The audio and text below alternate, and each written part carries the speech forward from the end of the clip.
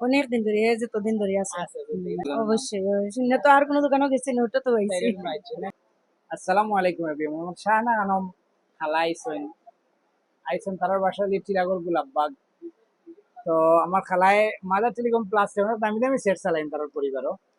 আর এখন একটা সেট নিলা 14 আইফোন 256 ভেরিয়েন্ট। আসলে আমার কাছে 14 আছে 4-5টা, কিন্তু 256 জিবি একপিসও আছে। খালা 128 জিবি রেট দিয়ে আমার গেছে।